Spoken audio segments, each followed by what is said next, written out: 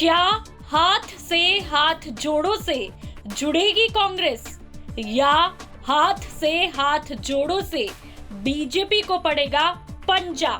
जी हां, राजस्थान से भारत जोड़ो यात्रा के चले जाने के बाद अब कांग्रेस हाथ से हाथ जोड़ो अभियान का आगाज करने जा रही है।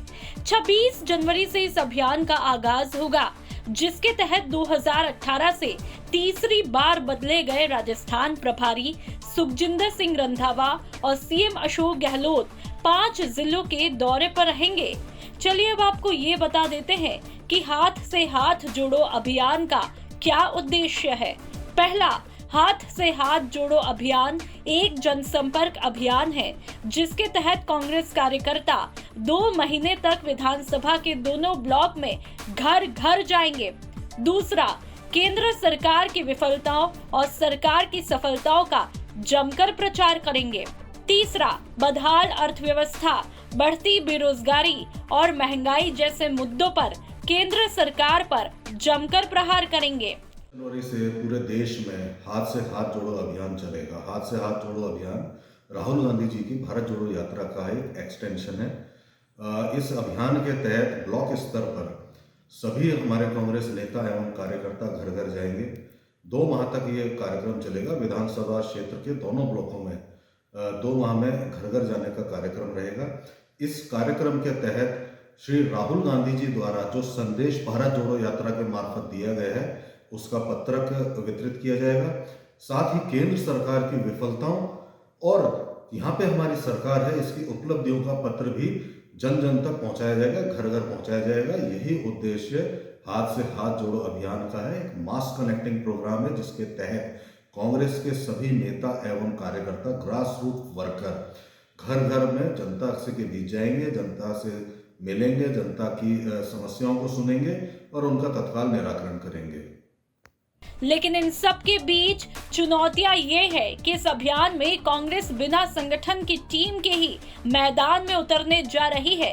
राजस्थान के पड़ोसी राज्य मध्य प्रदेश भी अपनी नई टीम के साथ मैदान में तैयार है, लेकिन राजस्थान में कांग्रेस अभी भी पुरानी टीम पर ही कायम है। तो ऐसे में राजनीतिक विश्लेषज्ञ श्याम सुंदर शर्मा जी का कहना है कि हाईकमान अशोक गहलोत और सचिन पायलट के बीच में समन्वय कराने में सफल नहीं हो पा रहा है। उसका सीधा प्रभाव संगठन पर पड़ता हुआ दिखाई दे रहा है।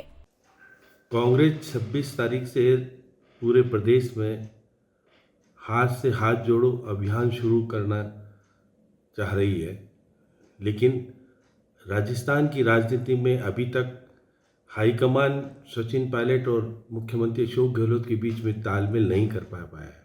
उसका परिणाम यह है कि राजस्थान में संगठन नहीं बन पाया है और बिना संगठन के कांग्रेस किस आधार पर हाथ से हाथ जोड़ो कार्यक्रम सफल बना पाएगी, ये हाईकमान को समझ में नहीं आ पा रहा है।